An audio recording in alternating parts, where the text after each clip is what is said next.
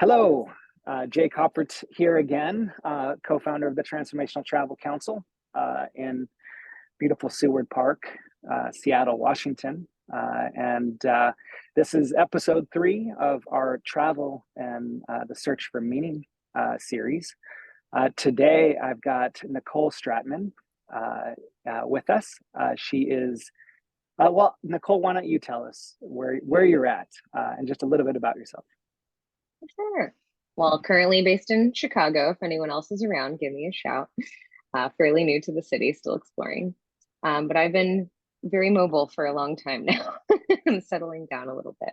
Been 9 years as North American small group adventure road trip based tour guide. Dabbled in a few other industries like experiential marketing, skydiving operations, and I'm now making the transition more into the independent travel advisor space. And as I was looking for more meaningful, impactful organizations, here I stumbled upon the Transformational Travel Council, and here we are. Fantastic. I'm happy you're here. I appreciate your time. I know we're all a little time short these days, but I love that you were an adventure guide, and you mentioned to me that you've been leading multi-week expeditions into national parks and taking people deep into nature, which I think is incredible and such an incredible opportunity to really guide transformations and get people really connected in an intimate way with nature, given that much time to work with. I think that's fantastic. I ran an inbound tour company called Evergreen Escapes for over a decade, and it was really focused on different techniques and tools to get people more connected to nature, right? More present, more aware, more engaged, right? Like some of those concepts around forest bathing, so that must have been just an incredible opportunity for you, and I'm excited to learn more.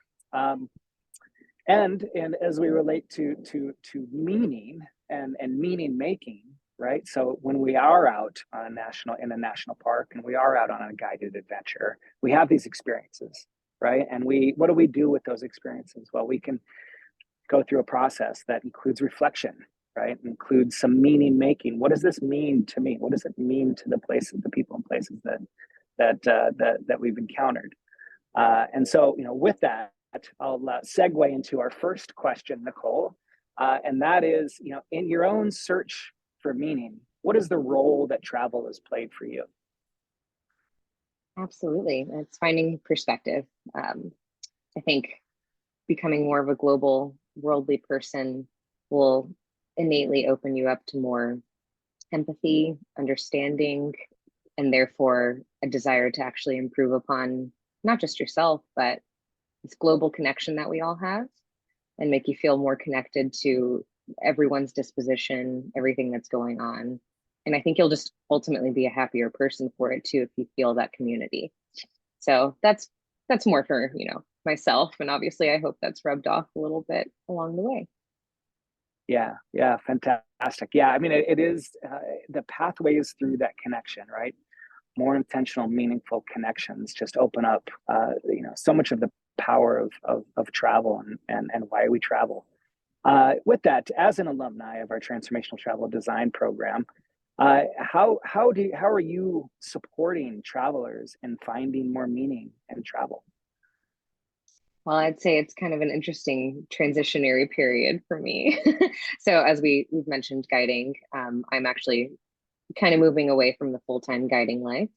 But to that point with guiding, I would say that it was an interesting opportunity to kind of dabble in. I would dip my toe in every once in a while, predominantly with more of the profound, I like to call them zinger questions. That was my my special sauce, if Nice. you will, on a daily basis. Of course, we'd start off with lighter questions just to get to know each other, but in a different way, probably questions that people had never been asked before or ever even thought of in 20 years. And by the end of the trip, we'd work up to some more profound questions, I guess. So it would build that bond amongst the group. And I would think they felt more inclined to return to a lot of the brands that I would work with. And also, become a cohort of people that would keep in touch as well as keep in touch with the guides.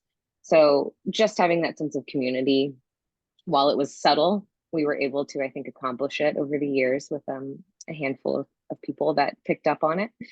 And now transitioning into travel planning, I think that's part of the reason I've wanted to do this is I'll have a lot more flexibility to be able to shape these experiences for people and really get to know people a lot better than I was able to in just a couple weeks of being together.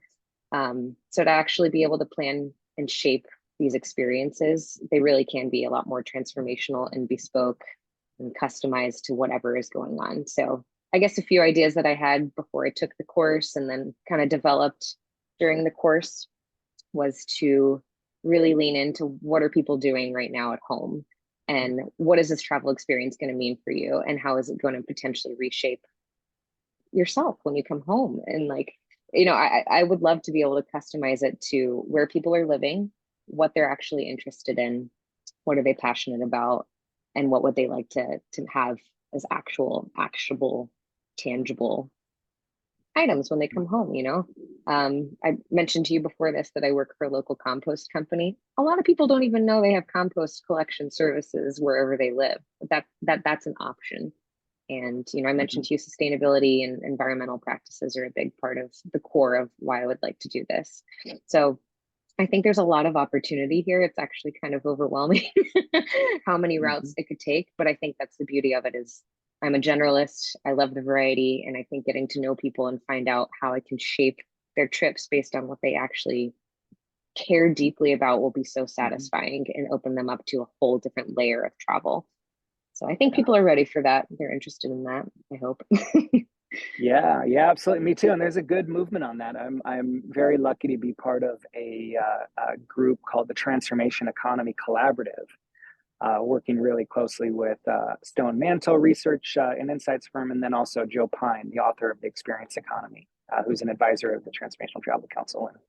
And it is that shift from experiences to transformation. So, to your point, like understanding who they are at home, what is it that they're seeking, what aspirations do they have, right? We call that like a diagnostic, right, to get their accurate location where they're at, and then how can we guide them in an intentional way through a transformative journey and to desired outcomes. How can we support them in achieving aspirations and goals? So with that, with this traveler that is traveling with the intention of more connection, meaning, and purpose, how does that impact the people and places that they visit? Oh, I'd hope that they feel a stronger connection to locals. And they also, a lot of this is going to be rewiring of our brains. And also, Absolutely. I don't want to blame it on ignorance, but a lot of us, we don't know until we know and until we're actually exposed to things. So I do kind of want to be a little bit of a guide and a teacher um, and explaining to people there are better ways of traveling. Your money can actually go to wonderful, beautiful conservation projects. If you want to go on an expedition, why not get involved in a citizen science opportunity? Why not be directly involved in the protection of these animals that you are gawking at? Why not, just exploring a little bit deeper, getting to know our food systems. Like there's so many opportunities to just really lean into it. So I really hope that people are just willing to open up the veil a little bit more. But I Yeah, do well think it's said. going to be tough for some folks, Yeah, yeah, Hopefully not too yeah. resistant. It is. But that also is where the opportunity exists for travel designers and guides like yourself, right? To help them, to coach them, and mentor them, right? It's really easy to just be a yes person. Yes, you want to do that, right? And yes, I can do that. And that's more around that mindset of what and where of travel instead of the why and how. Like, why are you Right. traveling? How can we help you get a deeper, more meaningful experience? So the last question is, what are some of the business benefits? We talked about the impact on you. We talked about the impact on the traveler and the client and the people and places they visit. How do you think this actually impacts your business? I mean, still in transition, right? With this, I Mm-hmm. just recently, well, I'll elaborate a little bit on what I did for the course in Yeah. case it's relevant to anyone out there. So I just recently joined Fora, Fora, travel agency, kind of a newer modern take on being a host agency for these independent advisors. A lot of folks do this as a side hustle, or they're transitioning into doing it full time. So they have a very fluid but helpful system where you can write your own profile, you can create trip itineraries, trip guides. So I used the course as an excuse to initially write out my profile, present myself to the world as someone that wants to plan transformational travel experiences with a focus on regenerative tourism. And it was very interesting and difficult to try and summarize a little bit of that in a small yet mighty profile, but different enough from what I've seen for the most part on this platform. I don't think a lot of advisors necessarily, they might think this way, but they might not know how to verbalize it nor know the terminology just now. So I would like to see the TTC get more involved with advisors in that sense. And then I use the course to write out a larger guide, a more complex, in-depth breakdown of giving them some examples of, questions I might ask in the pre-trip and a post-trip questionnaire. Really leaning into getting to know them, again, their priorities, the style of travel that they're interested in, but what's important to them.